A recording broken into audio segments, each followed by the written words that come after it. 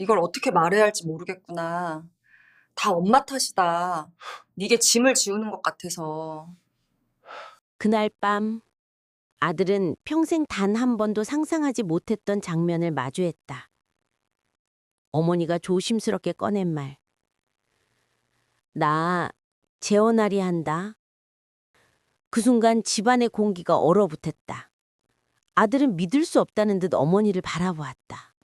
아버지가 돌아가신 지 얼마나 됐다고. 목소리는 떨렸고 분노와 불안이 뒤섞여 있었다. 어머니는 아무 말도 하지 못한 채 눈을 피했다. 그리고 단 하나의 문장이 아들의 심장을 쿵 하고 내려앉게 했다. 그 사람 네가 어릴 때부터 알고 지내던 분이야. 왜 지금? 왜 하필 그 사람? 무엇보다 어머니가 그렇게까지 지키려는 진심은 무엇일까?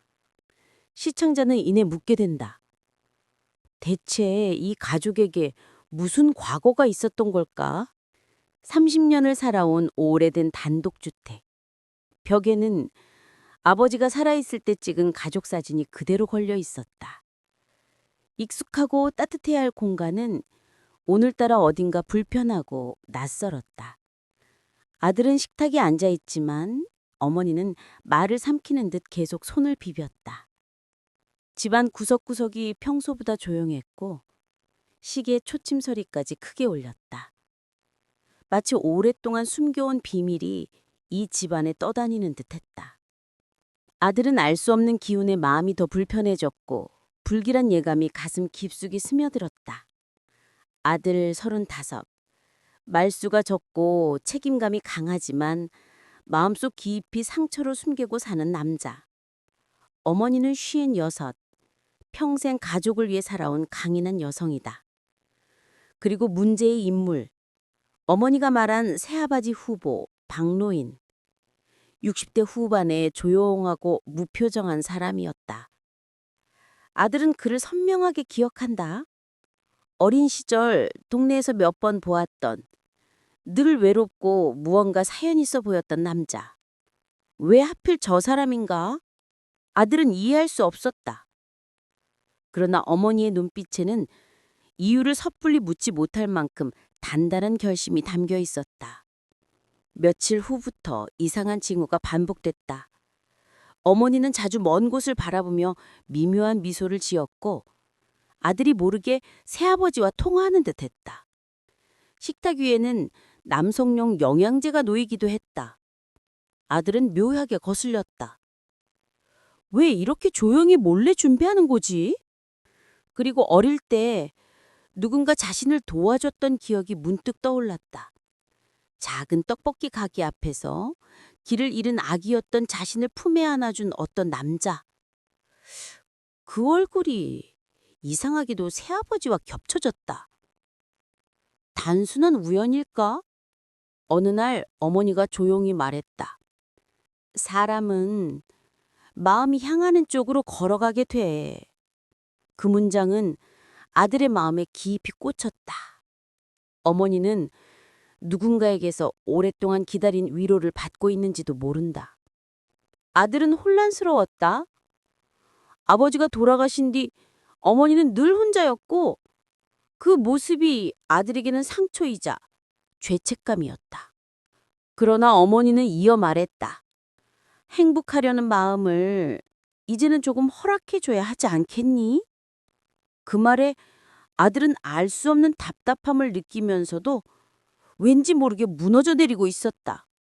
결국 아들은 폭발했다. 왜 그 사람이어야 해? 도대체 뭘 숨기고 있는 건데? 어머니는 놀란 듯 입술을 떨었다. 그리고 첫 번째 금기가 깨졌다. 사실 네가 어릴 때 네 아버지가 사고를 당한 날 그 사람도 그 자리에 있었어. 아들은 충격에 말을 잃었다.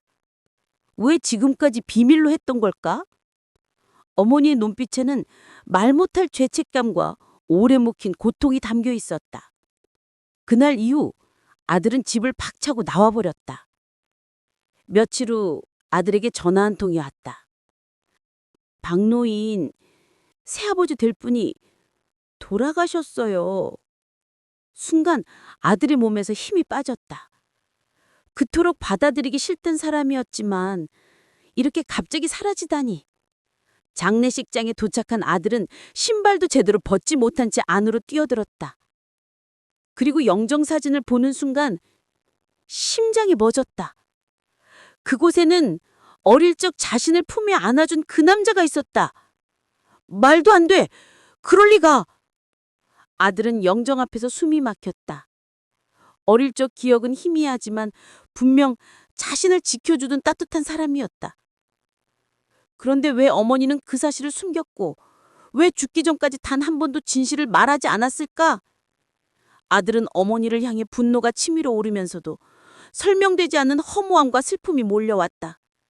감정이 폭발하려는 순간 어머니가 조용히 아들의 손을 잡았다. 어머니는 떨리는 목소리로 모든 걸 고백했다.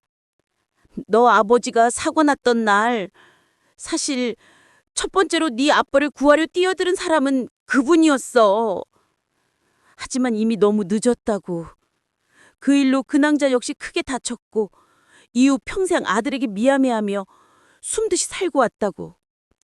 그분은 네가 잘 자라는 걸 멀리서나마 보고 싶어 했다고. 아들은 말문이 막혔다. 그토록 미워했던 사람이 자신의 아버지를 살리려 했던 유일한 사람이었다는 사실. 그리고 자신을 가장 먼저 안아준 사람이었다는 사실. 어머니는 조심스레 진실을 이어갔다. 새아버지는 자신이 가진 건강 문제를 숨기고 있었다고. 오래 버티지 못할 것을 알고 있었기 때문에 결혼을 서두른 것도 아들을 위한 마지막 배려였다고. 남은 재산의 대부분은 아들에게 쓰라고 남겨놓았다는 말에 아들은 절망적으로 눈을 감았다. 모든 퍼즐이 맞춰졌다. 그 사람은 아들의 인생에서 단 한 번도 자신을 먼저 생각하지 않은 적이 없었다. 아들은 영정 앞에서 무릎을 꿇었다. 아버지, 미안합니다. 흐느끼며 손을 쥐었다. 어머니가 뒤에서 아들의 어깨에 손을 올렸다. 그분이 남긴 마지막 말이 있어. 그 아이 잘 부탁합니다. 아들은 눈물을 멈출 수 없었다. 받아들이기 싫던 존재가 사실은 자신을 평생 지켜온 또 다른 아버지였다는 사실이 가슴을 찢어놓았다. 장례가 끝난 후에 아들은 새아버지의 산소 앞에서 조용히 말했다. 이제야 알겠습니다. 저도 어머니도 지켜주셔서 감사합니다. 눈이 잔잔히 내리는 언덕에서 어머니는 아들의 손을 잡고 미소 지었다. 비로소 가족의 모양을 되찾은 순간이었다. 아들은 다짐했다. 이제는 내가 어머니를 지킬 차례다.